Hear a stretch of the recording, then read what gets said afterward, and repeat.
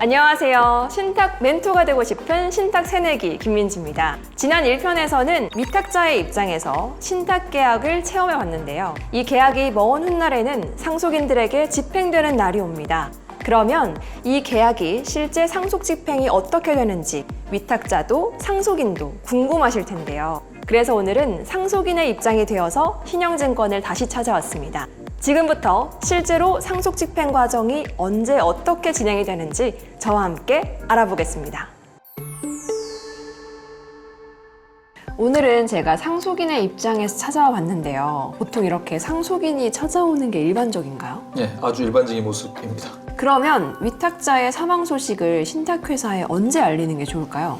돌아가신 이후에 장례식 치르고 좀 마음이 안정이 되면 상속인 중 한 분이 저희 쪽으로 연락을 오게 됩니다. 그런데 신탁을 들어두신 걸 모르는 상속인들도 있을 수 있잖아요. 네네. 이럴 땐 어떻게 해요? 안심상속 조회 서비스라고 아주 좋은 제도가 있습니다. 구청과 동사무소에 가셔가지고 돌아가신 분 성함을 넣으시면 어느 금융기관에 어떤 계좌가 있다는 걸 알게 되죠. 그러면 위탁자의 생전 계획이 상속인에게는 어떻게 전달이 되나요? 신탁 계약을 열어서 그 안에 사후 수익자를 확인한 다음에 사후 수익자를 저희 회사로 불러서 설명을 하죠. 그러면 수익자가 여러 명일 때는 개별적으로 말씀해 주세요? 아니면 동시에 한 자리에서 발표를 해주세요? 사후 수익자들 협조하에 전부 다 모아서 한꺼번에 설명드리기도 합니다. 제가 또 지난 편에 위탁자의 입장에서 영상을 남겼었잖아요. 그럼 이런 영상도 상속인들이 보게 되는 건가요? 예, 영상을 남기는 거는 두 가지 의미가 있죠.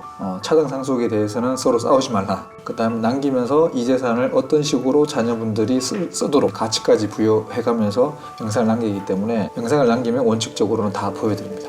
또 상속인에게는 큰 해결 과제가 있잖아요. 상속 과정에서 발생하는 납부하는 상속세 문제, 이런 부분도 같이 도움을 주시나요? 예, 당연히 도움을 드려야 됩니다. 이 상속이라는 거는 사실 그분의 일생을 정리하는 국면이기 때문에 상세하게 절차를 설명을 드리고 세금 신고도 저희가 다 지원을 해드리는 그런 구조가 됩니다. 그렇다면 상속 재산은 상속인 명의로 언제 이전이 돼요? 사후 수익자를 일일이 면담을 1대1로 하고 집행일 날 부동산은 등기 이전까지 돈이 있으면 돈은 계좌 이체까지 마무리를 해드리는 그런 구조가 됩니다. 그럼 그때 신탁 계약이 바로 해지가 되나요?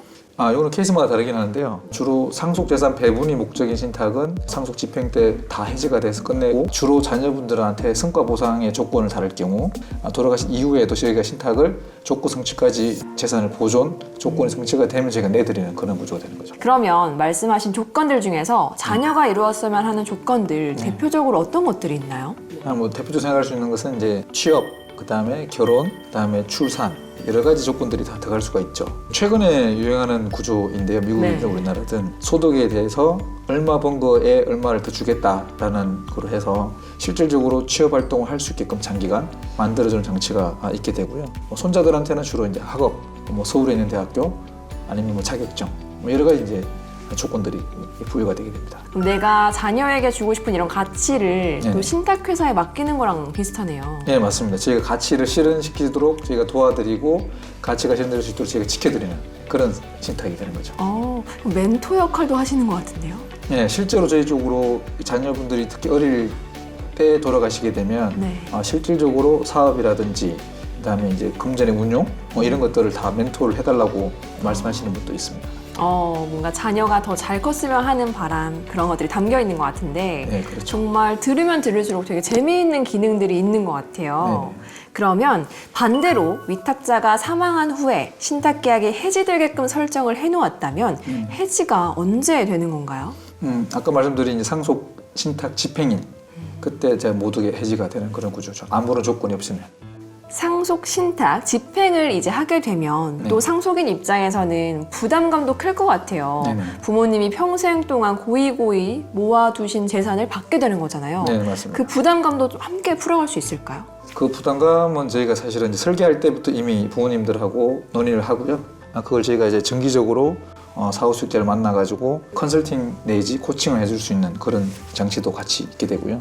어떻게 보면 부모님들이 남겨준 숙제를 저희가 같이 풀어가는 부담감도 있습니다. 그러면 대를 이어서 신탁을 또 이어갈 수도 있나요? 그게 이제 수익자 연속 신탁이라고, 예를 들면 할아버지가 아들한테 아들 이후에 손자녀까지 설계를 합니다. 대를 이어 가문의 재산 관리가 가능하도록 신탁을 설계해 주는 거죠. 부자는 3대를 못 간다 이런 말이 있잖아요. 이런 고민도 신탁과 함께 풀어가면 어느 정도 대를 이어갈 수 있을 것 같은데요? 그러면 오늘 이렇게 상속인의 입장에서 상속 신탁이 어떻게 집행되는지를 알려주셨어요. 그러면 가족들끼리 상속을 집행할 때와 신탁회사와 함께 집행할 때 대표적인 차이점이 뭐죠? 가족 간에 집행한다는 것은 결국 이제 유언 공증에 따른 집행인데요. 가족의 재산 배분을 가족이 한다. 이게 사실 불가능하죠. 신탁을 설정하면 저희 같은 전문 금융기관이 전문가와 함께 상속 계획을 이행해주는 그런 구조이기 때문에 상속 분쟁을 엄청나게 줄일 수 있는 좋은 장치입니다. 말씀 들어보니까 우리 자산도 지키는 효과가 있지만 가족의 행복도 지킬 수 있다는 느낌이 들어요. 네. 정말 이 신탁을 통한 자산 승계 그리고 상속 집행 이제 행복도 지키고 또 자산도 지킬 수 있는 좋은 방법인 것 같습니다. 알면 알수록 더 재미있는 신탁 이야기 저희는 다음 편에 더 좋은 정보로 찾아뵙겠습니다. 여러분 구독과 좋아요 눌러주세요. 댓글도 큰 힘이 됩니다.